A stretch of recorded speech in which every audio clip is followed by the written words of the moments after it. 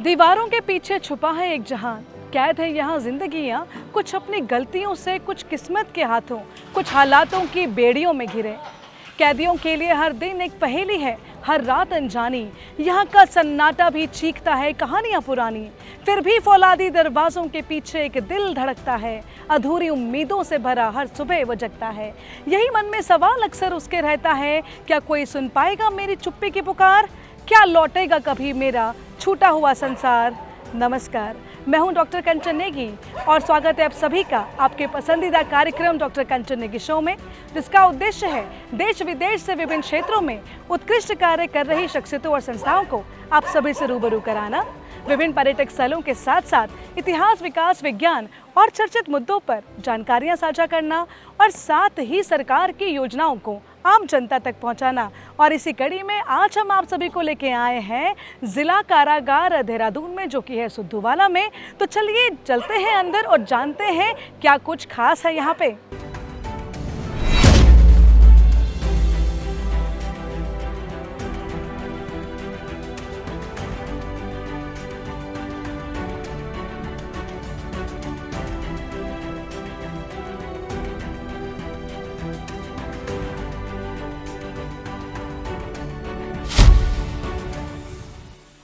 नमस्कार, मैं हूं डॉक्टर कंचन नेगी और स्वागत है आप सभी का आपके पसंदीदा कार्यक्रम डॉक्टर कंचन नेगी शो में। और चलिए अब हम रूबरू होते हैं यहाँ के जेलर साहब से, जिनका नाम है श्री पवन कोठारी जी। और गौरव की बात ये है, 2 बार इन्हें प्रेसिडेंट से अवार्ड भी मिल चुका है। तो आइए होते हैं उनसे रूबरू।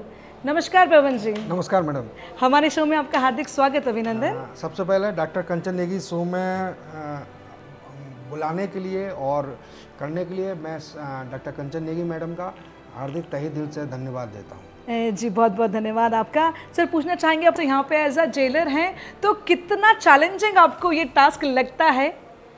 28 साल मेरी पूरी जेल सर्विस है यहाँ पे। मैं पिछले 5 साल से हूँ जी। 2021 से एज ए जेलर हूँ। टास्क नो डाउट चैलेंजिंग है, चुनौतियाँ हैं। चुनौतियाँ इसलिए हैं कि समाज का जो so called anti social element है, जो समाज में रहने के लायक नहीं माना गया है, उनको जेल की 4 दीवारी के अंदर भेजा जाता है। तो हमारा जो प्रबंधन है, हमारा जो रहन सहन है, हमें जिन लोगों को डील करना है वो लोग हैं। तो चैलेंजेस नो डाउट बहुत है जी। पूछना चाहेंगे आपसे कि ये जो सिद्धूवाला जिला कारागार की बात हम यदि करें, तो इसमें कैपेसिटी कितने लोगों की है और आपका जो डेली रूटीन होता है एज अ जेलर, उसके बारे में आप थोड़ा हमारे दर्शकों के साथ साझा करें जी।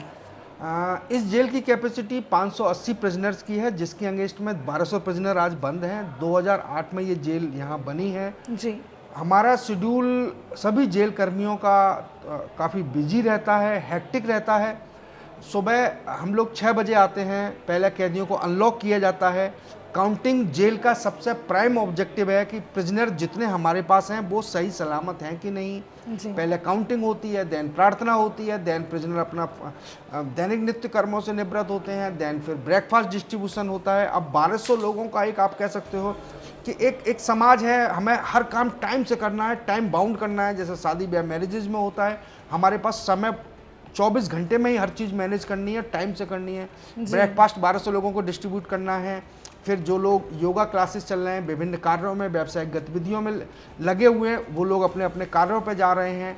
इसी बीच में करीब 8:30-9 बज जाते हैं। तो जिन प्रिजनर को कोर्ट जाना है, लगभग 100-150 प्रिजनर डेली कोर्ट जाते हैं, उनकी तैयारी शुरू हो जाती है। 10, सवा 10 से वो प्रिजनर निकलना शुरू होते हैं, करीब 11:45 तक वो प्रिजनर निकलते हैं। 11 बजे फिर लंच का हमारा समय हो जाता है, प्रिजनर लंच के लिए इधर तैयार होते हैं। इधर 11 बजे से मुलाकात का टाइम शुरू हो जाता है। 11 से 3 तक मुलाकात का प्रोसीजर है। 2 टाइम में मुलाकात होती है। वो 3 बजे तक वो फ्री होता है। इसके बाद 3 बजे से स्नैक्स और वो डिस्ट्रीब्यूशन शुरू हो जाता है। 4 बजे से प्रिजनर की कोर्ट से वापसी शुरू हो जाती है। ऑनरेबल कोर्ट से विभिन्न ऑर्डर्स आते हैं जिनकी हमें कंप्लायंस करनी होती है। 5:30 एंड और बाद रिलीज प्रोसेस शुरू हो जाता है। और 8 बजे के आसपास जब सारी हम प्रक्रिया हो जाती है, फिर दोबारा काउंटिंग करके बंद करते हैं। फिर मैं उस रजिस्टर पर साइन करता हूँ, तब हमारी उस दिन की गतिविधि समाप्त होती है। अच्छा, ये सब ये बनाते हैं प्रोडक्ट्स, इनके बेकरी प्रोडक्ट्स। Very nice. तो पहले इनको प्रॉपर प्रशिक्षण दिया जाता है कितना कितना टाइम पीरियड के लिए? 6 महीने के लिए कोर्स है HM का। Very nice. तो बिस्किट्स हो गए, ये हो गए, केक वगैरह, पेस्ट्रीज वगैरह भी? अच्छा। तो अगर किसी का जन्मदिन होता है तो बनता है? हाँ बिल्कुल, ऑर्डर देते हैं वहाँ से। अच्छा। तो ये लोग तैयार करते हाँ, हैं, तारीख में देते हैं। बहुत अच्छा।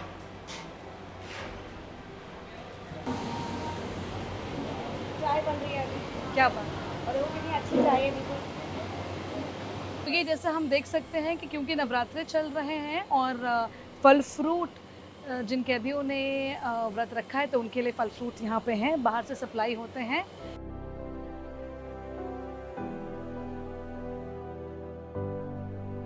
बहुत ही हेक्टिक स्केड्यूल है, हम तो सुन के ही थक गए। कोठारी जी, हैट्स ऑफ टू यू जो आप इतने बेहतरीन से मैनेज कर पा रहे हैं। और ये हमने देखा कि यहाँ पे बहुत अच्छे से वाइट कलर की ड्रेस पे काफ़ी आपके असिस्टेंट के तौर पे हमने देखा कि कुछ प्रिजनर्स कार्यरत हैं जो बहुत ही डिसिप्लिन्ड हैं, एजुकेटेड हैं। लेकिन मुझे लगता है जेल में कोई बाय चॉइस नहीं आता, बाय चांस ही आता है। तो उनके लिए आप क्या कहना चाहेंगे और किस प्रकार से हमारा जो ज़िला प्रशासन है वो सकारात्मकता उनके अंदर लाता है, क्या कहना चाहेंगे? जेल में अगर हम कैदी की बात करें वाइट ड्रेस की, तो वो कन्विक्ट प्रिजनर हैं जिनको ऑनरेबल कोर्ट ने सजा दे दी है। जी, आपने निश्चित तौर पर सही कहा कि वो बाई चांस आ रहे हैं, अपनी मर्जी से नहीं आ रहे हैं। बिल्कुल। अब आने के बाद बाहर जाना ऑनरेबल कोर्ट की मर्जी पे जाएंगे, जब ऑनरेबल कोर्ट बिल ग्रांट करेगी। उसके बीच में उनको यहीं रहना है। हमें उनको मानसिक रूप से संबल प्रदान करना है कि आप जेल में आ गए हैं, दुनिया अभी समाप्त नहीं हुई है। एक तो मानसिक संबल हमें वो प्रदान करना है कि आप डिप्रेसिव मोड में मत जाएं, दुनिया समाप्त नहीं हुई है। बिल्कुल। साथ में जितने समय आप यहाँ हैं, आप किसी ना किसी कार्य में एंगेज रहेंगे, आपका समय स्मूथ कटेगा। आप रचनात्मक कार्यों में एंगेज रहें। यहाँ मनोरंजन की एक पूरी श्रृंखला है, कार्य करने की श्रृंखला है, व्यावसायिक गतिविधियों की श्रृंखला है। तो उसमें कहीं ना कहीं प्रिजनर अपने आप को एंगेज करता है। यहाँ मानसिक उत्थान के लिए कई प्रोग्राम चल रहे हैं। प्रिजनर जब एंगेज हो जाता है, धीरे धीरे उसकी दिनचर्या ढलना शुरू हो जाती है, जेल के वातावरण से वो तारतम्य में बैठाना शुरू करता है और स्मूथ लाइफ चलती रहती है। फिर जेल को just like you can say the train, कुछ आ रहे हैं कुछ जा रहे हैं। जो लोग अपने लंबे तारतम्य से, कुछ लोगों की रिलीज हो रही है, वो बाहर जा रहे हैं, नए लोग आ रहे हैं, तो हमारी दिनचर्या इसी में बीतती रहती है। जी, कोठारी जी पूछना चाहेंगे आपसे कि जैसा हमने फिल्मों में दिखाया जाता है या मीडिया में आमतौर पे दिखाया जाता है कि जेल में जाना है, वो चक्की पीसनी है और वो 3rd डिग्री टॉर्चर होता है, जो प्रशासन होता है, जेल प्रशासन, उसको बहुत ही नेगेटिव से दिखाया जाता है। लेकिन आज तो हम खुद ही साक्षी हैं कि जब हमने पूरा जेल का भ्रमण किया, हमें लगा ही नहीं कि ये जेल है, ऐसा लगा कि रिक्रिएशन सेंटर है, एक हॉस्टल है जहाँ पे महिलाओं के लिए अलग हमने देखा सब गतिविधियाँ कर रहे थे। जो हमारे पुरुष वर्ग के हैं, कोई खाना बना रहे हैं, लग रहा है कोई फर्नीचर बना रहे हैं, और मतलब उनके आय का स्रोत भी है, आपने कहा पॉजिटिविटी भी है। तो ये जो ये मिथ फैला हुआ है, इसके बारे में मैं चाहूँगी कि आप दर्शकों को थोड़ा सा क्लैरिटी प्रदान करें। जो मुझे लगता है ये मिथ शायद ब्रिटिशर्स के समय में जेलें यातनाओं का गृह हुआ करती थी जी। लेकिन स्वतंत्र भारत के बाद धीरे धीरे चेंजेज आए हैं और जेल सुधार गृह के रूप में स्थापित है, ना कि यातना गृह के रूप में। और चक्की पीसना सुना मैंने भी है, मैं 97 से जॉब में हूँ, मैंने चक्की पीसना एज ए पनिशमेंट मैंने भी नहीं देखा है। जी। तो हर चीज़ सकारात्मक रूप में है। ऑनरेबल सुप्रीम कोर्ट, केंद्र सरकार, उत्तराखंड सरकार बार बार ये कहती है कि ठीक है आप अपराधी हैं, लेकिन इनके मानव होने के मूल्य खत्म नहीं हुए हैं। ये मानव हैं। जाने अनजाने जो अपराध हुआ है, वापस इनको उसी सोसाइटी में लौटना है, तो इनके मानवीय मूल्य बने रहें, कितनी अच्छी गर्मा के साथ बने रहें और वो वापस समाज में स्थापित हो पाए। इसके लिए जेल प्रशासन एक सेतु का काम करता है। तो हम बहुत नई नई सुविधाएं, अभी 2023 में हमारा उत्तराखंड का नया जेल मैनुअल आया है।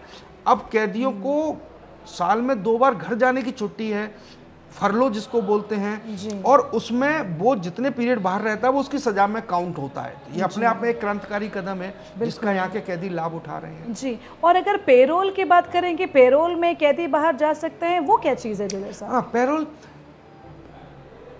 किसी कैदी के घर पे कोई खेती बाड़ी का काम है, शादी ब्याह का काम है, तो पैरोल का प्रोविज़न है, उसमें सक्षम प्राधिकारी पैरोल ग्रहण करते हैं, फिर वो जमानत की व्यवस्था डीएम साहब क्या करते हैं, तब वो पैरोल पे जाते हैं। उसी का एडवांस और बहुत अच्छा रूप है फरलो।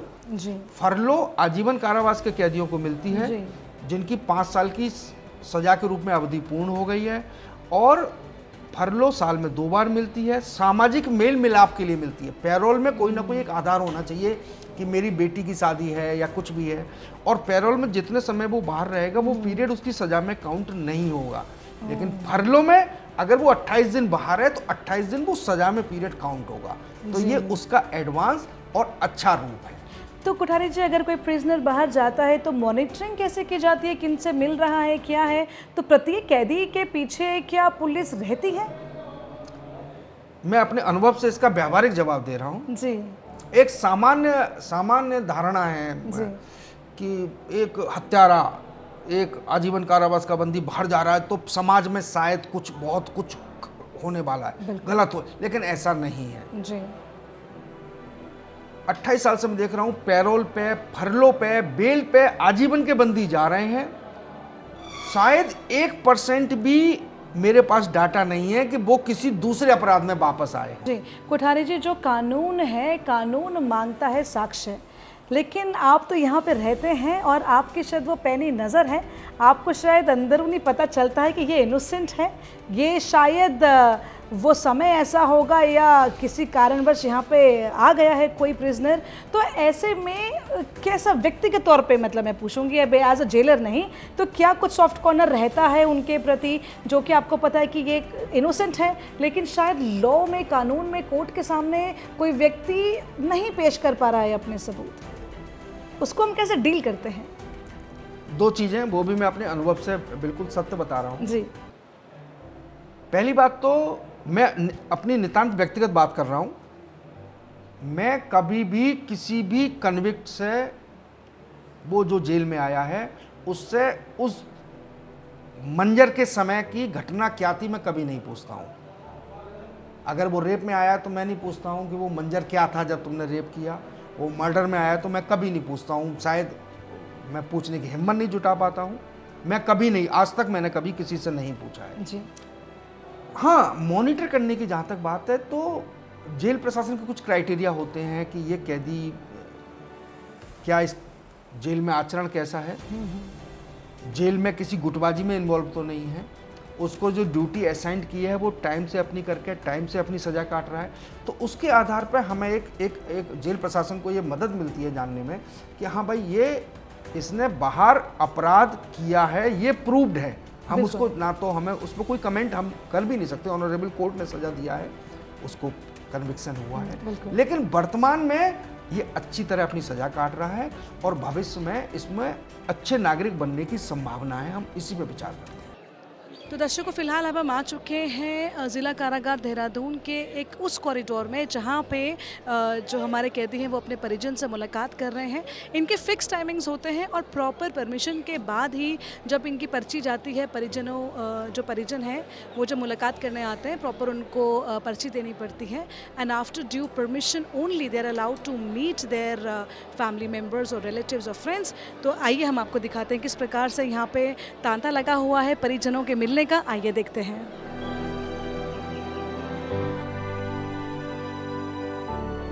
तो चलिए जानते हैं यहाँ के मुलाकात इंचार्ज से कि यहाँ पे क्या सिस्टम होता है, किस प्रकार से यहाँ पे मुलाकात ऑर्गेनाइज की जाती है। महेंद्र पाल जी, पूछना चाहेंगे कि जो मुलाकात होती है एक दिन में कितनी अलाउड है और क्या इसकी प्रक्रिया क्या है? प्रक्रिया ये है कि जो बाहर से इनके रिलेटिव होते हैं वो बाहर से अर्जी लगाते हैं, प्रार्थना पत्र लगाते हैं, उसके बाद उनकी जाँच होती है और जांच होने के बाद उन मुलाकात में तलाशी होती है बाहर वाले बंदियों की। तो एक लिस्ट बन के आती है यहाँ पर जिनकी अलाउ होती है कि इनके मुलाकात करानी है। तो हफ्ते में 2 मुलाकात कराते हैं हम लोग।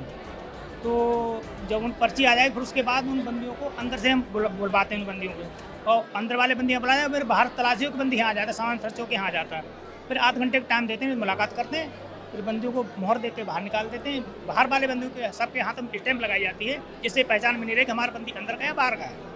तो मोहर लगाए उन्हें अंदर करते हैं और अंदर वाले बंदी को यहाँ 3rd गेट पे हम गिनती कर लेते हैं।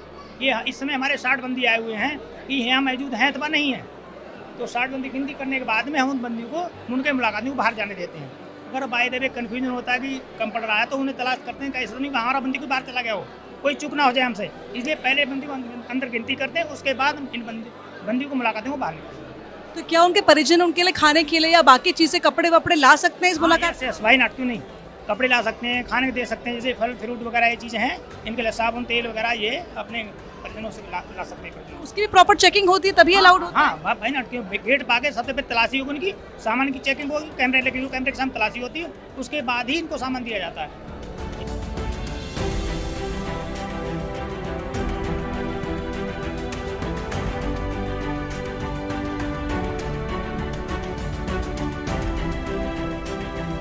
ये जेल का पीसीओ है।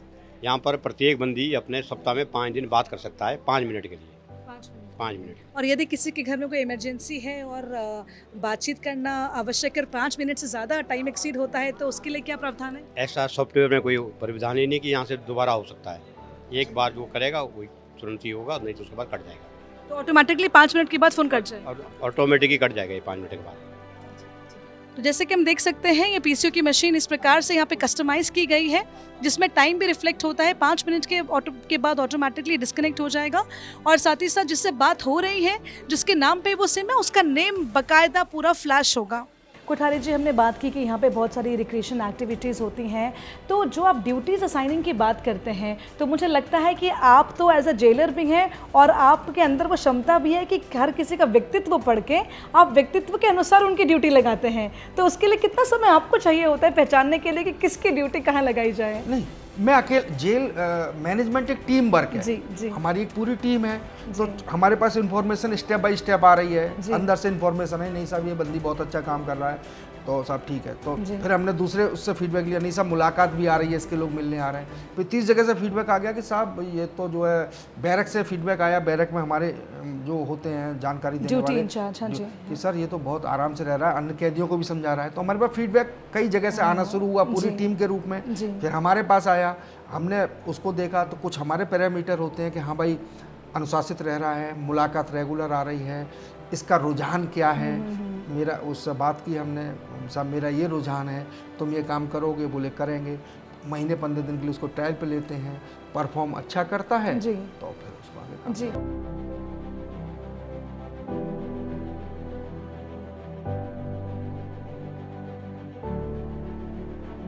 तो दर्शकों, फिलहाल हम आ चुके हैं ऐसी जगह जहां पे प्रिजनर्स के ऊपर बहुत ही पैनी नज़र रखी जाती है। यहाँ पे मैं बात कर रही हूँ सीसीटीवी रूम की और मेरे साथ है शाहिबान अली जी जो कि इंचार्ज हैं पूरे इस चीज़ के। तो आइए जानते हैं उनसे कि क्या क्या उनको चैलेंजेस वो फेस करते हैं या किस प्रकार से ये पूरा प्रोसेस वो मॉनिटर करते हैं। जी मैडम नमस्कार।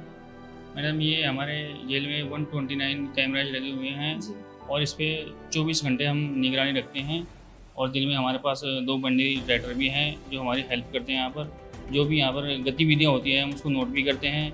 कुछ ऐसी गतिविधियाँ होती हैं जो तत्काल हम उसको, जो हमारे चक्राधिकारी है श्री शमशेर सिंह चौहान जी, उनको तत्काल बताते हैं। हमारे पास लैंडलाइन नंबर भी है लगा हुआ यहाँ पर, तो ये हम सब इसमें कंटिन्यू इसमें लिखते रहते हैं। जी, क्या वैसे भी अमूमन जो हमारे संदिग्ध अपराधी हैं तो क्या उनकी गतिविधि नोट करने के लिए जब आपको इंस्ट्रक्शंस मिलते हैं तो आप पहले से उसे कहीं पे और डेटा बैंक में सेव रखते हैं? जी मैडम बिल्कुल, अगर कहीं ऐसी गतिविधि होती है तो हम उसको तत्काल सेव रखते हैं अपने पास। हमने इसमें ऐसी गतिविधियाँ सेव रख रखी हैं।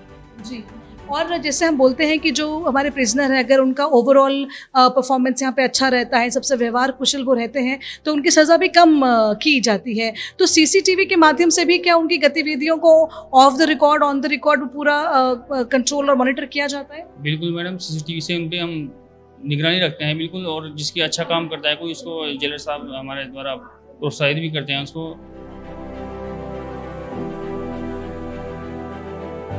और कोठारी जी, जो कोई प्रिजनर है उसको वकील रखने की तो अनुमति रहती ही है, तो वकील से किस प्रकार से इंटरेक्शन होता है, कब होता है कि वो भी सिर्फ मुलाकात के समय ही उस प्रिजनर से मिलता है या उसके बारे में करीब से इन्फॉर्मेशन लेने के लिए कोर्ट के सामने पेश होना है तो तैयारी करनी पड़ती है? तो उसके लिए क्या प्रत्येक प्रिजनर के पास वकील है, उसके बारे में आप बताएं।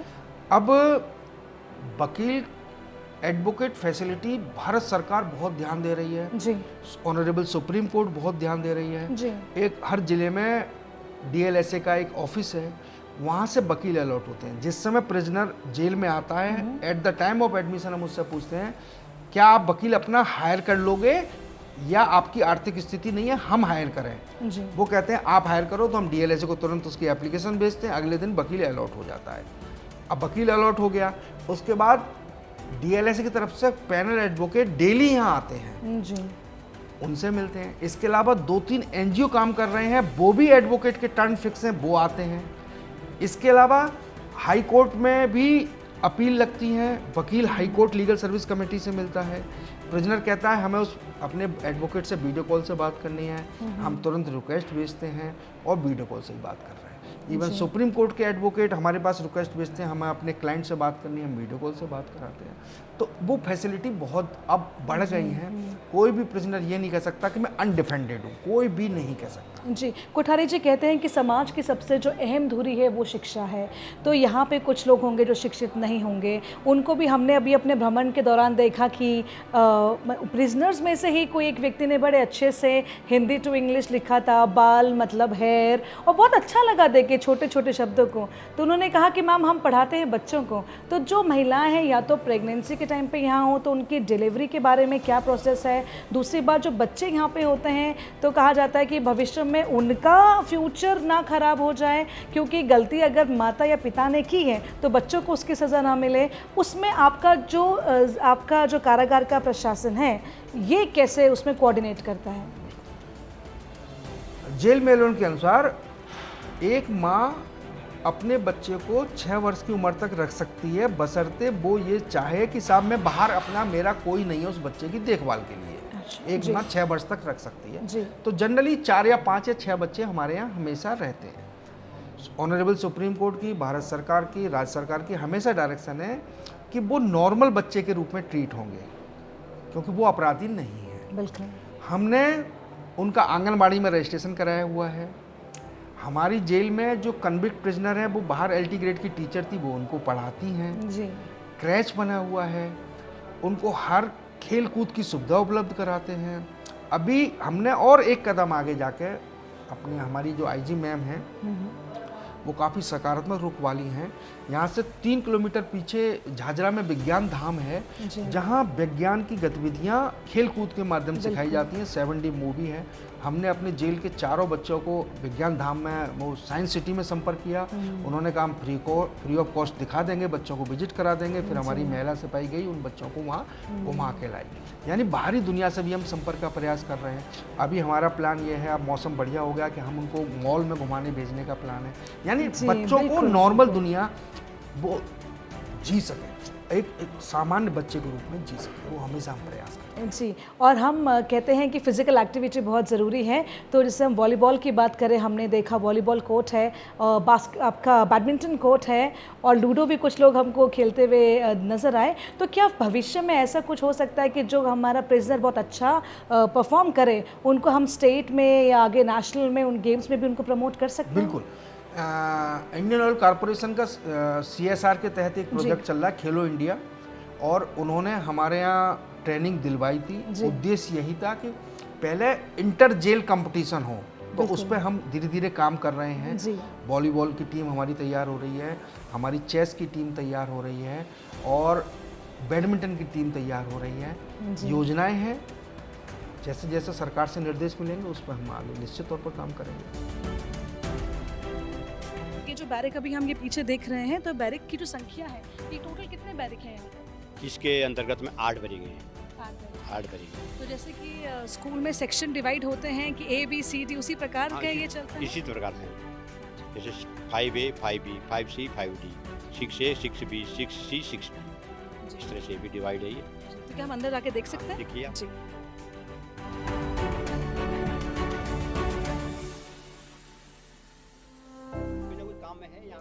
हाँ, हमारे कुछ ना कुछ गेम गतिविधियाँ चल रही हैं, तो इनकी भी जो समय सीमा है वो निर्धारित रहती है कि इतने समय तक ही खेल पाएंगे? ये शाम को होंगे, बंद होंगे शाम को जब खाना बढ़ जाएगा। हाँ। लगभग में 6:30 बजे के आसपास से बंद करने की प्रक्रिया शुरू हो जाएगी लॉकिंग। और ये कब से खेलना शुरू कर सकते हैं? ये जैसे अभी खाना बटा हमारा 11 बजे, हाँ। 12 बजे हम इनको रेस्ट के लिए रखते हैं, 2 बजे खुल जाएगा। अभी तो लूडो खेल रहे हैं अपना। अच्छा, तो 2 से 6:30 मान के चलें।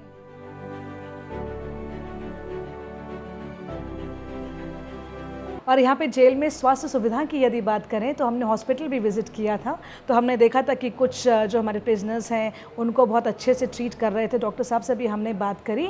तो ये पूछना चाहेंगे आपसे कोठारी जी कि कुछ लोग ऐसे अचानक से केस से रिलेटेड भी अपने आप को मानसिक ये प्रूव, हमने वही फिल्मों में ही देखा है कि भाई अगर पेशी लगी है तो हमको बचना है, तो वो अपने आप को पागल करार करने के लिए कुछ ना कुछ मशक्क़त, वकील कहते हैं कि आप ये सिद्ध कर लीजिए आप बच जाएंगे।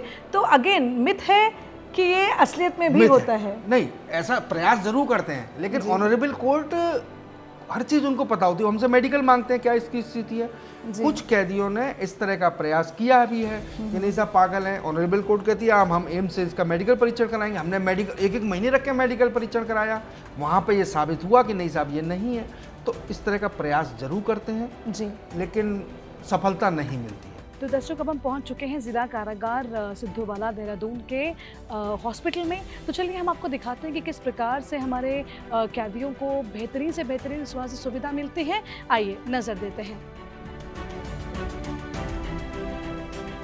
कि जिस प्रकार से जो से हमारे पेशेंट्स होते हैं यहाँ पे, सपोज कैदी हैं, उनको कुछ सीवियर कुछ प्रॉब्लम होती है, तो उनको जैसे अमूमन यहाँ पे वो फैसिलिटीज़ नहीं है या मशीनरीज इक्विपमेंट्स नहीं है, उनको सपोज एम्स रेफ़र करने के लिए नौबत आती है। पहले मैम हम डिस्ट्रिक्ट हॉस्पिटल या फिर दून मेडिकल कॉलेज करते हैं। अगर वो मैनेज करे तो ठीक है, अगर वो नहीं करे तो फिर एम्स ऋषिकेश आगे चला जाता है, रेफर हो, वो फिर रेफ़र किया जाता है उनको। भाई जैसे क्योंकि ये हॉस्पिटल है तो यहाँ पे जो महिलाएं हैं, सपोज़ वो प्रेगनेंसी के मौके पे वो यहाँ पे सपोज़ अरेस्ट होके आती हैं, फिर उनकी जो डिलीवरी है, बच्चों की डिलीवरी होती है, डिलीवरी के लिए भी हम उन्हें डिस्ट्रिक्ट हॉस्पिटल या दून भेज देते हैं। हमारे पास अभी भी एक प्रेग्नेंट फीमेल है, एक और पहले भी थी, उसकी डिलीवरी भी दून मेडिकल कॉलेज में कर रही थी। ओके। तो उस टाइम पे जितना उसका ड्यूरेशन रहता है वो वहीं हॉस्पिटल में रहता है? नहीं मैम, उसको हम तब भेजते जब हमें लगता है टाइम आ गया है या उसके लेबर पेन स्टार्ट हो जाए या हमें डेट्स पता है तो हम अकॉर्डिंगली भेज देते हैं। टाइम से पहले यहाँ पे नहीं हुई डिलीवरी, जो भी डिलीवरीज हुई है हॉस्पिटल में जाके हुई है। मतलब इंस्टीट्यूशनल डिलीवरी को आप प्रमोट करते हैं? बिल्कुल मैम, 100% इंस्टीट्यूशनल डिलीवरी जी। और यहाँ पे जैसे कुछ जो बच्चे के बाद जो उसको पीडियाट्रिशियन की ज़रूरत पड़ती है, वो यहाँ पे डॉक्टर्स अवेलेबल हैं? यहाँ पे आप जनरल फिजिशियन के तौर पे हैं? मैं जनरल फिजिशियन के तौर पे, पीडियाट्रिशियन के लिए हम यहाँ भेजते हैं, सब डिस्ट्रिक्ट हॉस्पिटल प्रेम नगर में भेजते हैं। वहाँ पीडियाट्रिशियन, इम्यूनाइजेशन वगैरह सब कुछ वहीं पर होता है जी। और वैसे अगर कुछ है तो ANM आशा वगैरह के थ्रू भी 1-2 बार हुआ है, लेकिन हमारा मेन इम्यूनाइजेशन सेंटर वो है सब डिस्ट्रिक्ट हॉस्पिटल प्रेम नगर। जी। तो इनके जो रिपोर्ट्स हैं वो सब आप ही के द्वारा फाइनलाइज होती हैं या फिर कोई और भी कम्पिटेंट अथॉरिटी है जो इनको क्रॉस चेक करती है? मैम अगर कुछ भी इस तरह का सस्पिशियस होता है तो ऑनरेबल कोर्ट से परमिशन लेके विद पुलिस गार्ड वो लोग जाते हैं फर्दर उसके लिए स्पेशलिस्ट ओपिनियन के लिए डिस्ट्रिक्ट हॉस्पिटल या फिर नेसेसरी अगर है तो दून मेडिकल कॉलेज जाते हैं। वहाँ पे फिर उनकी जो फर्दर अगर डिटेल एग्जामिनेशन है तो वहाँ पे स्पेशलिस्ट इसमें हो जाता है आफ्टर कोर्ट परमिशन और विद पुलिस गार्ड। जो यहाँ पे जो पेशेंट्स के मील की यदि बात करें, जैसे हमने देखा अभी कि बाकी लोगों के लिए तो काफ़ी बड़ी तादाद में खाना बन रहा था, तो जो हमारे पेशेंट्स हैं क्या इनके लिए भी क्या स्पेशल फूड के लिए कुछ प्रोविज़न है? अलग किचन बना हुआ है मैम, जहाँ पे खिचड़ी, मूंग की दाल और इसके अलावा मेडिकल डाइट्स जो डिस्ट्रीब्यूट होती है, मिल्क हो गया, एग हो गया, कर्ड, ये सब भी हॉस्पिटल के थ्रू डिस्ट्रीब्यूट होता है। तो मतलब जो एक मिथ रहता है कि अमूमन की कारागार में अच्छा खाना नहीं मिलता, तो ऐसा इसके बारे में आप क्या कहना चाहेंगे डॉक्टर साहब? नहीं मैम, खाना बहुत अच्छा मिलता है, चाहे वो नॉर्मल प्रिजनर्स हो या जो सिक पेशेंट्स प्रिजनर्स हो, सबको उसकी नीड के हिसाब से सारी जो नेसेसरी डाइट्स हैं सब मिलती हैं। जैसे हमारे TB पेशेंट्स या फिर HIV पेशेंट्स हैं, उनको हम जो एक्स्ट्रा मेडिकल डाइट होती है, मतलब मिल्क, एग, फ्रूट्स, पनीर होता है, कर्ड है, ये सब प्रोटीन पाउडर रखते हैं अपने पास देने के लिए। प्रेग्नेंट फीमेल्स हों और लैक्टेटिंग मदर्स हों, छोटे बच्चे हैं, उन सब के लिए स्पेशल प्रोविजंस हैं मेडिकल डाइट के लिए।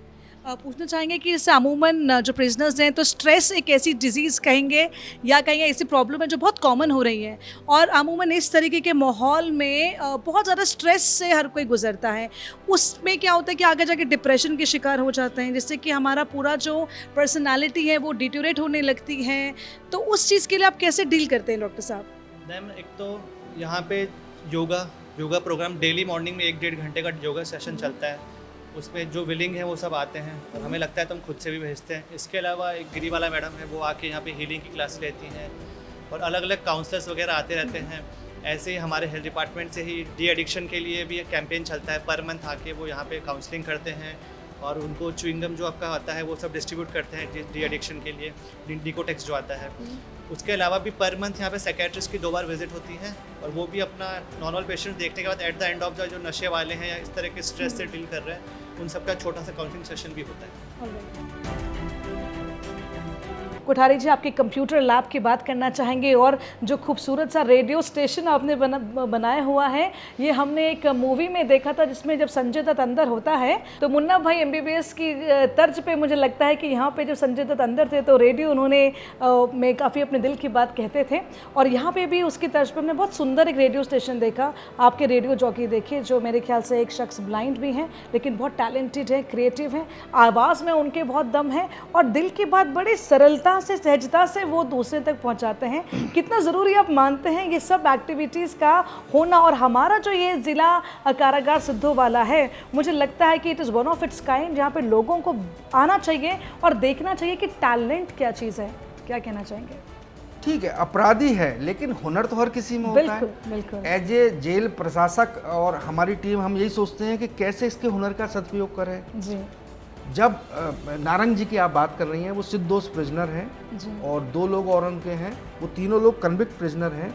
जो 2 लोग हैं वो जगराता वगैरह में कार्यक्रम करते थे, तो हमारे दिमाग में आया कि हम जेल रेडियो बना सकते हैं। जी। मैंने यहाँ रेड एफएम देहरादून में संपर्क किया। बहुत अच्छा। रेड एफएम देहरादून के आरजे, मैं नाम भूल रहा हूँ, उन मैडम से संपर्क, उन्होंने कहा नहीं हम ट्रेनिंग देंगे। वो 3-4 दिन आई, इनकी कुछ थी, उन्होंने कुछ ग्रूमिंग की, ग्रूमिंग करके आज हमने हुआ, आज उसके सकारात्मक परिणाम मिल रहे हैं। इसमें हम इंफॉर्मेटिव जानकारी, मनोरंजन की जानकारी, कैदियों के हितों से जुड़े हुए राष्ट्रीय अंतर्राष्ट्रीय मुद्दे वो हम डिस्कस करते हैं। जी। अंदर जो कैदी हैं हर हुनर का, कोई अगर वकील आ गया उसको बुलाते हैं, कोई टीचर आ गया उसको बुलाते हैं, कोई डॉक्टर आ गया उसको बुलाते हैं, वो अन्य कैदियों को संबोधित करता है। चूंकि वो इनसे जुड़े हुए हैं, उन्हीं के बीच के हैं, तो उनकी बात जल्दी समझ में आती है, मदद निश्चित तौर पे मिलती है और कैदियों की ऊर्जा सकारात्मक दिशा में परिवर्तित होती है। दर्शक हम फिलहाल पहुंच चुके हैं ज़िला कारागार देहरादून सिद्धूवाला के रेडियो स्टेशन में, जो कि इनका अपना रेडियो स्टेशन है। आप पढ़ सकते हैं दून जेल रेडियो, बंदियों की अपनी आवाज़। तो यहाँ पे किस प्रकार से जो हमारे बंदी हैं वो अपने दिल की बात कहते हैं और बड़ी ही सकारात्मकता के साथ सभी तक अपनी बात पहुंचाते हैं। और मुझे लगता है ये बहुत ही एक एप्ट प्लेटफॉर्म है उन लोगों के लिए, ताकि वे अपने दिल की बात दूसरों तक बयां कर पाएँ। तो ये देखते हैं स्टूडियो के अंदर क्या कुछ खास है। ये दून जेल रेडियो 20 नवंबर सन 2021 में शुरू हुआ था। उस वक्त हम जो हमारे पास अंदर रह रहे साथी हैं उनकी फरमाइशें आती थीं, उनको प्ले किया करते थे। पर धीरे धीरे हमने इसमें प्रोग्राम्स का एक फॉर्मेट बनाया। अलग अलग हफ्ते में अलग अलग दिन हमारे अलग अलग प्रोग्राम चलते हैं। जैसे to promote the culture of Uttarakhand, हम हमारो गढ़वाल हमारी संस्कृति का एक शो करते हैं जो गढ़वाल, कुमाऊं और जौनसार की संस्कृति के ऊपर हमारा बेस्ड होता है, जिसमें हम अपने इन फोक सॉन्ग्स की फरमाइशों को लेते हैं। इसी तरह से हमारा हेल्थ रिलेटेड इश्यूज़ को लेकर एक रेगुलर शो योगा को लेकर के चलता है। हर सैटरडे योग से संबंधित एक प्रोग्राम हमारा है। फिर कुछ बातें, कुछ गीत, इस तरह के हमारे प्रोग्राम्स हैं जिसमें हम अंदर जो डिफरेंट फील्ड्स में एक्सपर्ट्स हैं उनकी अलग अलग इंटरव्यूज़ उनका करते हैं, उनकी ओपिनियन लेते हैं अलग अलग चीज़ों पर।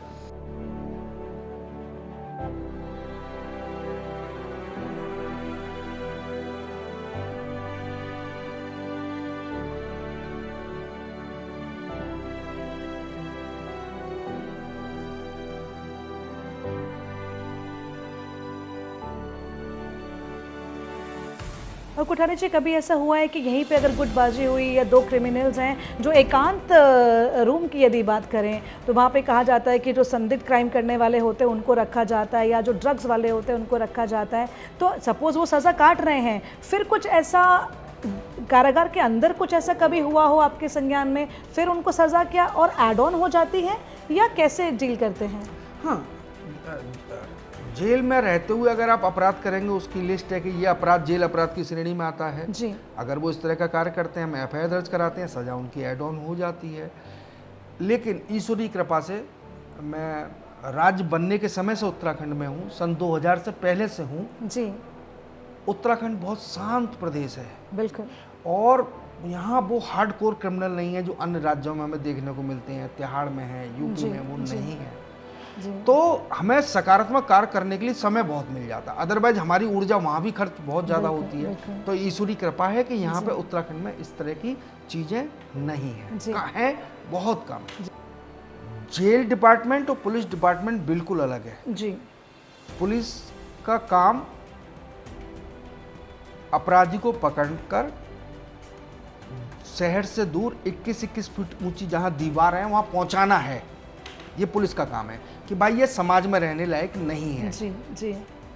और अब इसको दूर पहुंचाओ, समाज से दूर पहुंचाओ। जेल का काम जितने समय वो उसके अंडर में है उसको ट्रांसफॉर्म करना है जी। पुलिस और जेल टोटली डिफरेंट है। पुलिस डिपार्टमेंट अलग है, जेल डिपार्टमेंट अलग है। तो दर्शकों, जैसे कि आप देख सकते हैं ठीक मेरे पीछे है एकांतवास। एकांतवास मतलब वो ऐसी जगह जहाँ पे जो संदिग्ध अपराधी होते हैं, या जिससे हम कह सकते हैं जो कि बहुत गहन मुजरिम हैं, तो उनको यहाँ पे रखा जाता है और उनके साथ जो ट्रीटमेंट होता है वो भी अलग प्रकार का होता है। तो लेकिन फ़िलहाल यहाँ से अंदर जाना वर्जित है, इसलिए हम आपको अंदर नहीं ले जा सकते, लेकिन सिर्फ आपको बाहरी तौर पर दिखा सकते हैं। तो दर्शकों, फिलहाल हमारे साथ जुड़ चुके हैं शमशेर सिंह चौहान जी, जो कि यहाँ पे प्रभारी संरक्षक हैं। तो चलिए आइए उन्हीं से जानते हैं उनकी जुबानी की किस प्रकार से ये कार्य होता है और अंदर कौन कौन से क्रिमिनल्स हैं। 302 के हैं, अपहरण गए हैं, इस तरह के रहते हैं। लेकिन वर्तमान में हमारे एकांतवास में कोई ऐसा कोई बड़ा क्रिमिनल कुछ नहीं है। चोरी वाले ही हैं ज़्यादातर, तो और नशे वाले हैं जो बाहर नशा करते हैं। तो पुलिस पकड़ के ले आई तो जेल में बंद कर दिया उनको। वर्तमान में इसमें यही है एकांतवास में। तो इनका जो ट्रीटमेंट का तरीका है या पूछताछ का तरीका है, जैसे जो हम फिल्मों में देखते हैं कि जो 3rd डिग्री की जाती है, तो इस प्रकार का कुछ है या सिर्फ एक ये फिल्मों तक ही सीमित है? ये तो फिल्मों तक सीमित है, ऐसा कुछ नहीं है। आप किसी भी बंदी से पूछ लीजिए कि 3rd डिग्री कोई मारपीट किसी प्रकार का कोई है तो आप किसी भी बंदी से पूछ सकते हैं, ऐसा कुछ नहीं है। तो एकांतवास में मतलब आपने वो कैटेगराइज कर दिया है? एकांतवास में इसमें कोई ऐसा खूंखार कोई अपराधी नहीं है हमारे पास। तो जेलर साहब, कभी आपने ये नहीं सोचा कि जो पूरा दिन कैदी मेहनत करता है उसको 85 रुपये स्किल लेबर को मिलता है और 55 रुपये अनस्किल लेबर को, इसमें यदि शासन को कभी आपने रिक्वेस्ट आप कर रहे हैं और वो इनका मानदेय बढ़ जाए तो मुझे लगता है कि वो ज़्यादा मोटिवेटेड हो पाएंगे। इसके बारे में आपका क्या मत है? 85 रुपये कम है, आप बाहर की एक बेसिस से देख रहे हैं जी। मैं यहाँ ये बात स्पष्ट कर दूँ, ऑनरेबल कोर्ट ने उसको सश्रम कारावास की सज़ा दी है। श्रम करना उसकी सज़ा का पार्ट है, पहली चीज़। दूसरी चीज़, उसको आवास मिला हुआ है, उसको भोजन मिला हुआ है, उसको कपड़े मिले हुए हैं, उसको मेडिकल फैसिलिटी मिली हुई है, उसके बाद 85 रुपये मिल रहे हैं। फिर भी ये कम है। ऑनरेबल हाई कोर्ट उत्तराखंड ने संज्ञानित किया है और बेजिस को और ज़्यादा तर्कसंगत और व्यावहारिक बनाए जाने पर हमारी सरकार प्रयासरत है और संभवतः जो आपके मन की एक इच्छा है, शायद सार्थक परिणाम हमें बहुत जल्दी देखने को मिलेंगे। क्या बात है कुठारी जी, और आपके रहते रहते भविष्य में क्या कुछ नया आप करना चाह रहे हैं वो भी ज़रा मेरे दर्शकों को बताएं। हाँ, हमारे 2-3 प्रोजेक्ट चल रहे हैं बहुत तेज़ गति से। एक तो जो हमारा नेशनल हाईवे है जेल से 800 मीटर दूर, वहाँ हम रेस्टोरेंट खोलने का प्लान है। हम बहुत जल्दी उस पर हम काम करेंगे कि हम कुछ राज्यों की जेलों में चल रहे हैं, कैदी ही रेस्टोरेंट चलाएंगे। अभी हमारे भोजन की गुणवत्ता, भोजन बनाने के मेथड को देखते हुए भारत सरकार की FSSAI संस्था ने हमें प्रमाणीकरण दे दिया है। ये हमारे लिए एक बहुत बड़ी उपलब्धि है कि हमारा रेस्टोरेंट, जो हम रेस्टोरेंट बोल सकते हैं, जो हमारा किचन है वो आपने भी देखा होगा, बहुत साफ सुथरा है। हमारी प्लानिंग ये है कि जो हम रेस्टोरेंट खोलेंगे वहाँ हम CCTV कैमरे लगाएंगे और डायरेक्ट कनेक्ट करेंगे अपने किचन से, यानी जो वहाँ कस्टमर आ रहे हैं वो देख सकें कि जो उनके लिए खाना या पकवान या जो भी डिशेज बन के आ रही हैं वो किस तरह से बन के आ रही हैं। ये एक हमारा ड्रीम प्रोजेक्ट है, इस पर हम काम कर रहे हैं। इसके अलावा हम अपनी प्रिजनर के लिए और काम बढ़ाने के लिए वो भी हम प्रयासरत हैं। 1-2 फैक्ट्रियों से बात चल रही है, उनको हम फैक्ट्री वालों को ये बता रहे हैं कि हमारे पास कैदी नहीं है, लेबर है, कंट्रोल्ड लेबर है, जिसमें कोई पॉलिटिकल यूनियन नहीं है, कोई यूनियन बाजी नहीं है। आप काम दीजिए, काम कराने की जिम्मेदारी हमारी है। और इनफैक्ट बाहर के लोग भी ऑर्डर कर सकते हैं सामान बनवाने के लिए। जी, तो आप ही के साथ डील करना होगा यहाँ पे आके, जी, जेल कोई भी प्रशासन लेना के है साथ। जेल प्रशासन के साथ। वो भी चल रहा है, वो भी बिल्कुल। हमारा एक सपना है। दर्शकों, फिलहाल हम ज़िला कारागार के उस रूम में हैं जहाँ पे जो फर्नीचर्स हमारे प्रिजनर्स द्वारा बनाए गए हैं उनको डिस्प्ले में रखा गया है। ये बात आपको बता दें कि यदि आप भी इनको सपोर्ट करना चाहते हैं तो आप भी यहाँ पे जो ज़िला कारागार है, जिसका प्रशासन है, यहाँ पे आप उनको ऑर्डर प्लेस कर सकते हैं। और इन प्रिजनर्स द्वारा बहुत ही, हम देख सकते हैं, बहुत ही बेहतरीन से कारीगरी के साथ इन्होंने बहुत ही A1 प्रोडक्ट्स बनाए हुए हैं। और इसके जो इंचार्ज है वो हमारे साथ हैं, सैनी जी। तो चलिए जानते हैं उनसे कि किस प्रकार से, कितना समय हमारे प्रिजनर्स को लगता है इतने खूबसूरत प्रोडक्ट्स बनाने के लिए। सैनी जी, आप पूछना चाहेंगे कि क्या यहाँ पे जो डिस्प्ले में प्रोडक्ट्स हैं ये कितने समय में तैयार किए गए हैं? ये लगभग 1 हफ्ते में एक सोफ़ा बना देते हैं। एक सोफ़ा बना देते जी। हैं। और जो कैदी कितने लोग मिलके एक सोफ़ा तैयार कर लेते हैं? अभी हमारे पास मैडम लगभग 11 से 12 आदमी हैं जो काम कर रहे हैं अंदर। जी वो आते रहते हैं, सीखते रहते हैं, छूटते रहते हैं। जी। तो ये जो सारे प्रोडक्ट्स हम देख रहे हैं, क्या ये सेल पे हैं? सब सेल पे हैं।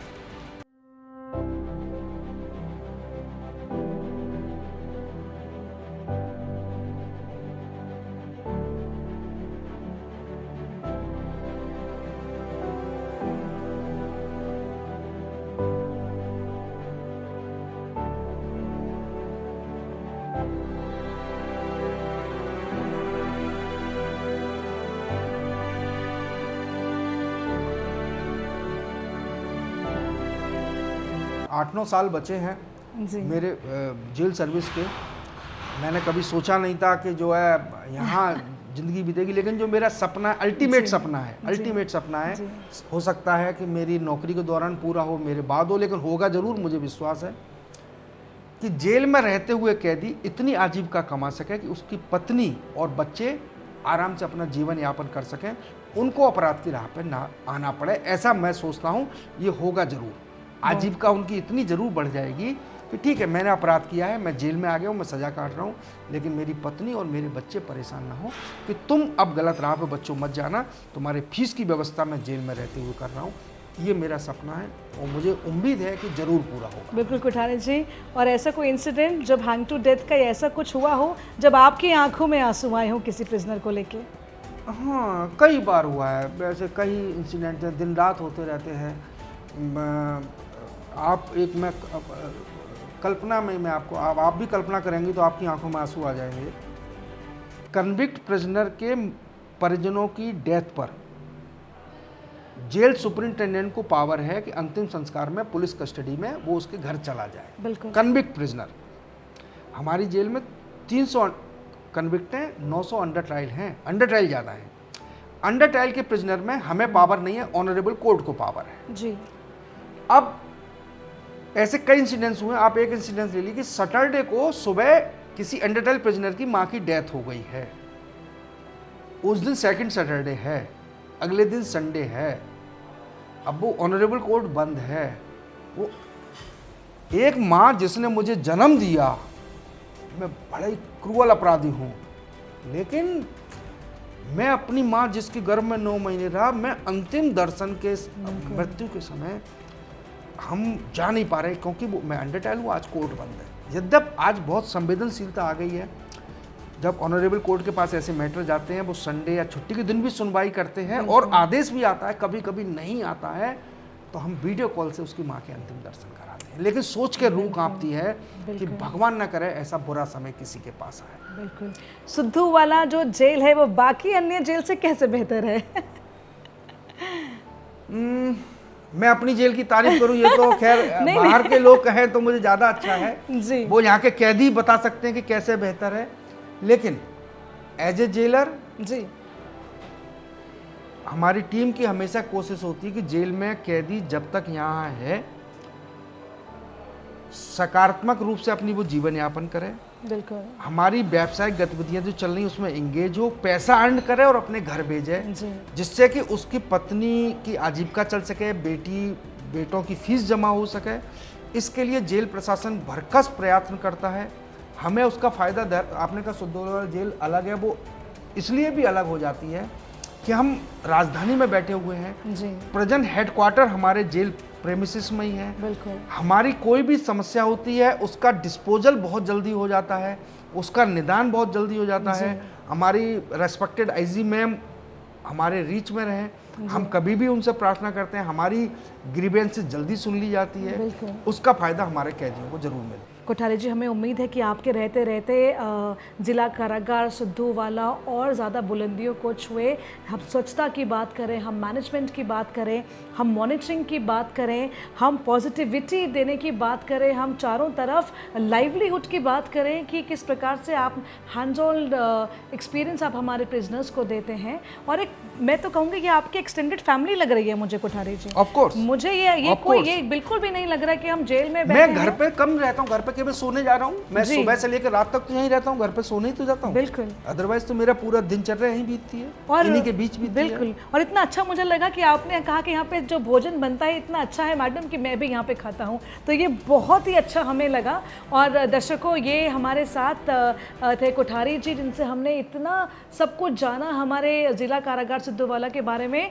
और देखिए, ये तो ऐसी चीज़ है जहाँ पे अगेन मैं कहूँगी कि बाय चॉइस कोई नहीं आना चाहता है, लेकिन यद्यपि फिर यहाँ पे आके देखना चाहते हैं कि पॉजिटिविटी क्या है और टैलेंट क्या है, तो आपको ज़रूर यहाँ पे विज़िट करना चाहिए। और मैं चाहूँगी इस प्लेटफॉर्म के माध्यम से अधिक लोगों को, जो दर्शक हमको देख रहे हैं, सुन रहे हैं, यहाँ पे आपको फर्नीचर की रिक्वायरमेंट है, आपको आर्ट एंड क्राफ्ट की रिक्वायरमेंट है, आपको जो चीज़ चाहिए आप यहाँ पे ऑर्डर प्लेस करिए, गारंटी के साथ मार्केट से कम रेट में आपको यहाँ पे उपलब्ध होगा विद क्वालिटी प्रोडक्ट्स।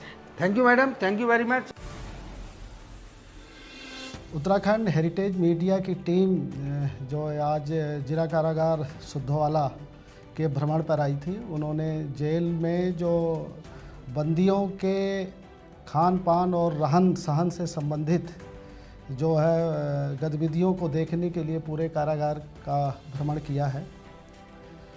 मैडम, जैसा कि आप सभी लोग जानते हैं कि किसी व्यक्ति के किसी भी कारण से, जाने अनजाने या परिस्थिति जन कारणों से कोई अपराध अगर उसके द्वारा हो जाता है और उसे जेल में लाया जाता है, तो वो जेल में आ जाने के कारण वह अमानव नहीं होता है। वो मानव तब भी रहता है और मानव के रूप में जो उसको एक लाइफ जो है डिग्निटी के साथ जीने का जो उसका हक है, वह जेल में आने के बाद भी बना रहता है। लाइफ विद डिग्निटी, ऐसा अधिकार हमारे जो मानवाधिकार के विभिन्न संस्थाएं हैं, हमारा संविधान है, वो सब बिल्कुल सारगर्भित रूप में हमको ये प्रोवाइड करता है। इसीलिए आप देखते हैं कि आज जेल में आने के बाद किसी भी व्यक्ति के जो मूलभूत उसकी अधिकार हैं, सुविधाएं हैं, मानव के रूप में जेल में भी उसे मिलती हैं। और इसके लिए जेल प्रशासन पूरी तरह से सजग होकर के इन चीज़ों को पूरा करने की भरसक कोशिश करता है। आज की जेलें कॉलोनियल इरा की जेलें नहीं हैं, जहां पर व्यक्ति को दंडित करने के लिए लाया जाता था, क्योंकि अप्रोच ये था कि उसने हमारी शासन व्यवस्था में या हमारे उसमें कोई व्यवधान किया है हमारे लिए, उसको जेल में ले जा कर के दंडित करना है, प्रताड़ित करना है। आज हम एक स्वतंत्र देश के लोकतांत्रिक व्यवस्था में जी रहे हैं। आज की जेल में किसी भी व्यक्ति को लाने का उद्देश्य उसको दंडित करना, उसका प्रताड़ित करना नहीं है।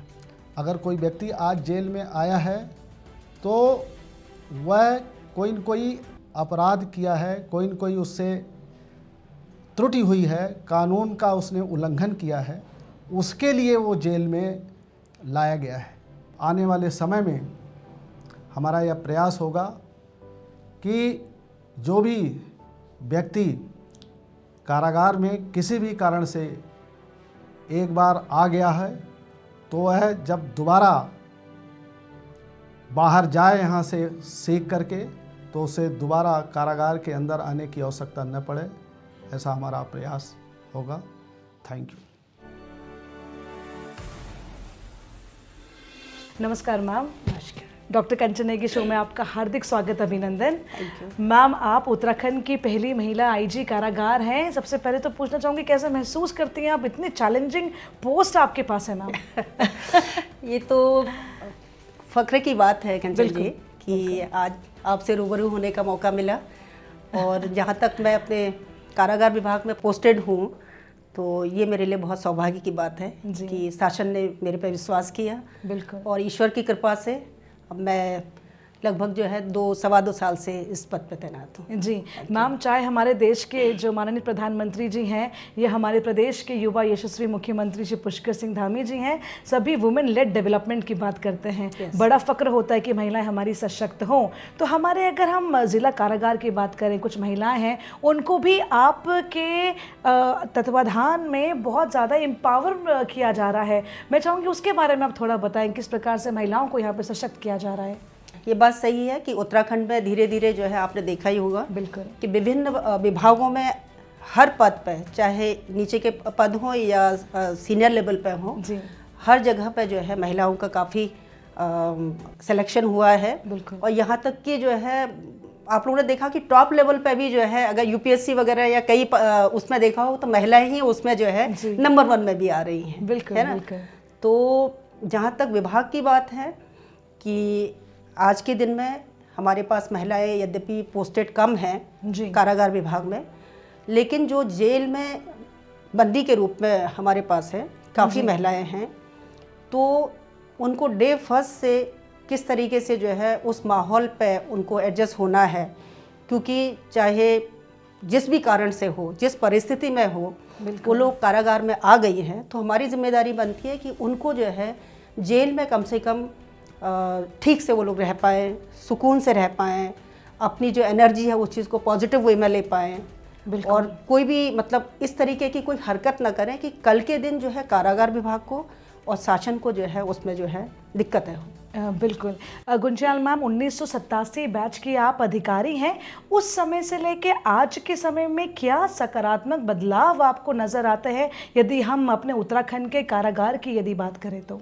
कारागार विभाग मैंने फर्स्ट टाइम ज्वाइन किया था जी, क्योंकि मैं बेसिकली जो है पुलिस डिपार्टमेंट से हूँ जी। और जब तक आप पुलिस विभाग में रहते हैं तो कारागार के जो अंदर की बातें होती हैं, हम सिर्फ वहाँ तक जानते हैं कि बंदी ने अपराध किया, किसी अपराधी ने, तो उसको अरेस्ट करके जेल भेज दिया। बिल्कुल, हम वहीं तक सोचते हैं। जेल के अंदर 4 दीवारी के अंदर उसकी दिनचर्या, उसकी मनोस्थिति, उसकी सुविधाएं, उसकी परेशानियां किस तरीके से हम लोग फेस करते हैं उससे वाकिफ़ नहीं रहते हैं जी।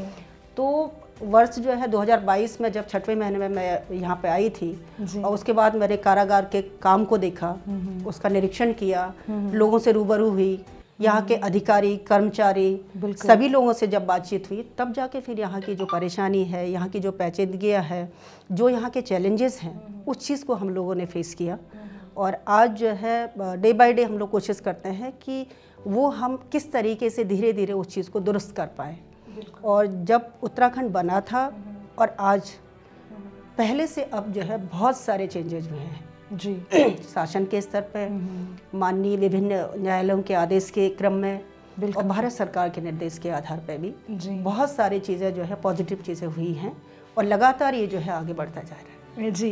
तो मैम, जैसे कि हम हैंड होल्डिंग की बात करते हैं या व्यक्तित्व विकास की बात करते हैं, तो जेल एक ऐसा विभाग है जहाँ पे जाहिर सी बात है हर कोई चाहता है कि कम ही लोग यहाँ पे आएँ, कैदी ज़्यादा ना हो, लेकिन फिर भी जो जितने बढ़ते हुए अपराध है, हालांकि उत्तराखंड की बात करें तो यहाँ तो काफ़ी दर कम है, लेकिन फिर भी जो लोग यहाँ पे हैं कि उनको बाद में जो उनकी सज़ा का समय है उसके बाद जब वो समाज में जाएँ, उनको फेस करें, तो उनको कहीं ना कहीं हीन भावना से ना देखा जाए, तो समाज में क्या उनका क्या नज़रिया होना चाहिए, उसके बारे में मैं चाहूँगी आप बताएं। अपराधी किसी भी कारण से जेल में आया है, चाहे वो अपनी कमी की वजह से हो या किसी दूसरे कारण से भी हो, जिस परिस्थिति में भी आया हो, लेकिन बाहर जाने के बाद जो उसने क्राइम किया, जो उसने गलती की, उसकी सज़ा उसको मिल चुकी है। बिल्कुल। और उसे एक आम नागरिक की तरह जीने का अधिकार है जी। बिल्कुल। और इंसान जो है लाइफ में कोई ऐसा नहीं होता कि जो गलती ना करे, गलतियां सबसे होती हैं। कई बार होता है कि जो पकड़ा जाता है वही चोर है और जो पकड़ा ना जाए वो शरीफ आदमी हो जाए। बिल्कुल सही बात। तो उस स्थिति में उसने जो भी कार्य किया, उसकी सज़ा उसको मिली, और उसके बाद फिर अगर उसने अपनी सज़ा काट ली है अच्छे नागरिक के रूप में, वो जब वो समाज में जाता है तो हमारे समाज वालों को भी उसको एक्सेप्ट करना चाहिए, और जब तक कि वो कोई गलत काम की पुनरावृत्ति न करें। बिल्कुल। और मैम, उत्तराखंड के परिप्रेक्ष्य में बात करें तो कितने कारागार यहाँ पे हैं और किस प्रकार से कैदियों के क्राइम के अनुसार उनको अलग अलग जगहों में विभाजित किया जाता है? पर टोटल उत्तराखंड में 11 कारागार हैं जी, जिसमें से 2 जो है हमारा सितारगंज में, एक तो सेंट्रल जेल है। बिल्कुल, आपने पहले भी सुना होगा, डॉक्टर संपूर्णानंद कारागार करके, जो ओपन जेल के नाम पे है जी, और यूपी के टाइम से है। यूपी के टाइम पे बहुत बड़ा कारागार जो है, लगभग 5000 से ज़्यादा, 5000 एकड़ से ज़्यादा उसकी परिधि थी। अच्छा जी। और आज की डेट में भी हम लोग जो है वहाँ पे हमारा ओपन जेल है, जहाँ पे बंदी हमारे खेती का काम करते हैं। यद्यपि वो कृषि वाले क्षेत्र जो है वो कम हो गया है, ज़मीन कम हो गई है, लेकिन उत्तराखंड के हिसाब से वो पर्याप्त है। वहाँ पे बंदी लोग हमारे खेती का काम करते हैं, बाकी गौशाला वगैरह उस तरह की एक्टिविटीज़ करते हैं।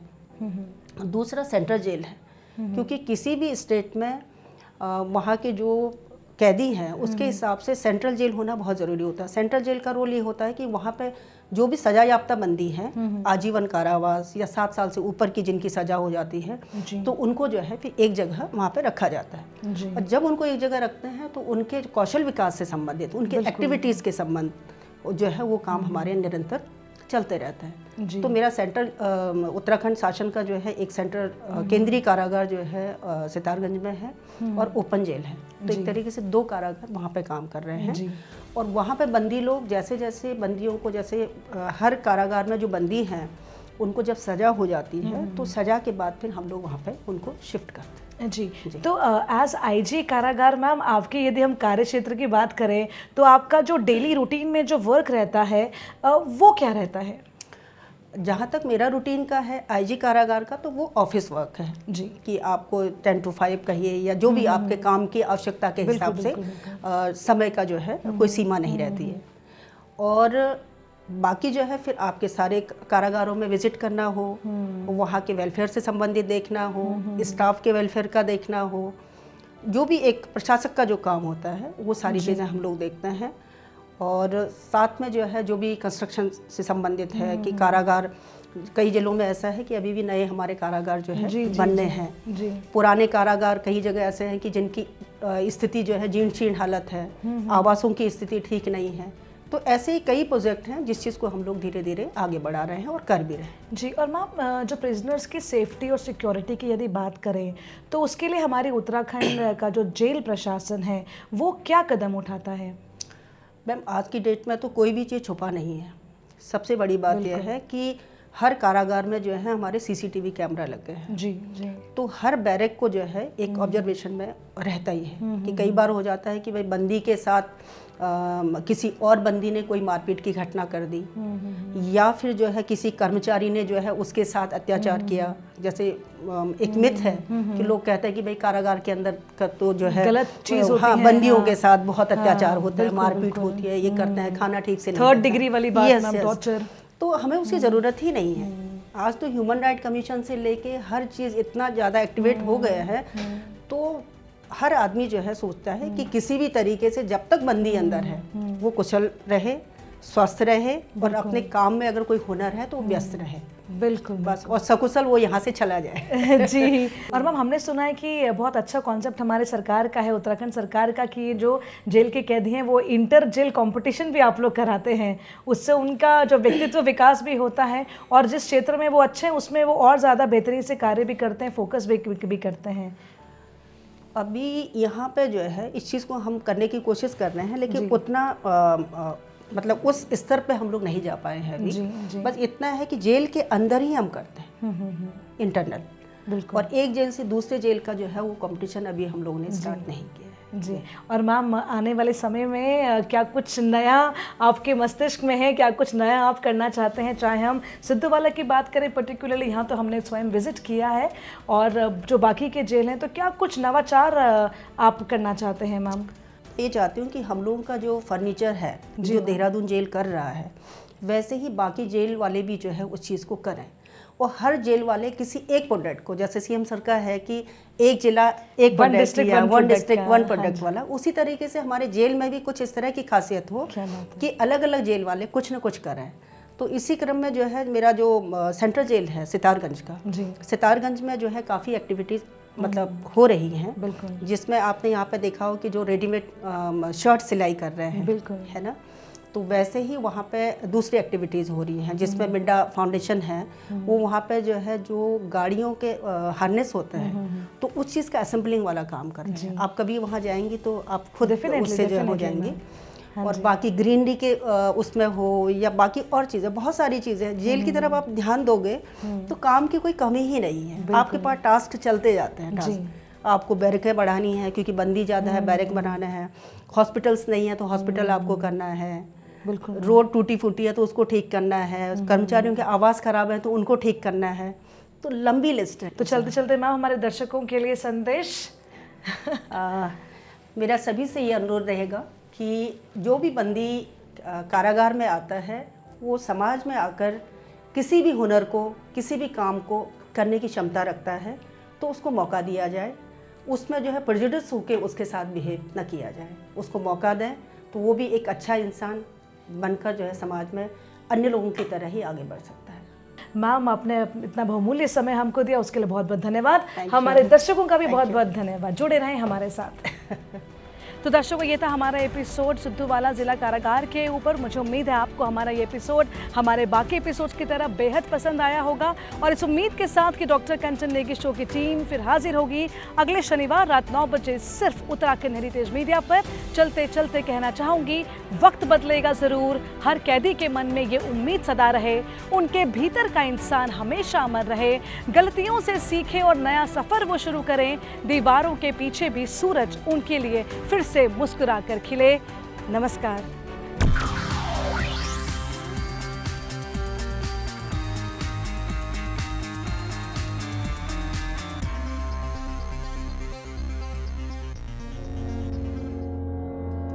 हम सभी जानते हैं कि आज के टाइम में इंग्लिश स्पीकिंग कितना ज़्यादा इम्पोर्टेंट है।